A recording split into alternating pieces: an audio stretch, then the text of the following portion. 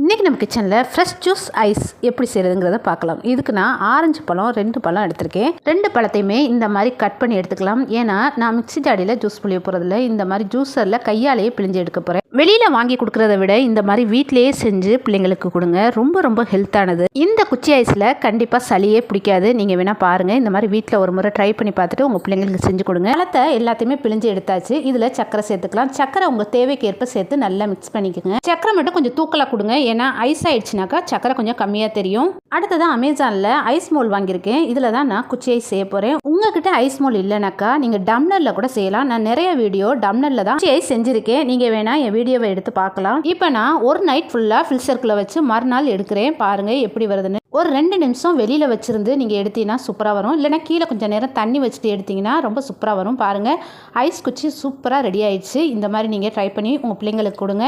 இந்த வெயில் நேரத்தில் கண்டிப்பாக சளி பிடிக்காது.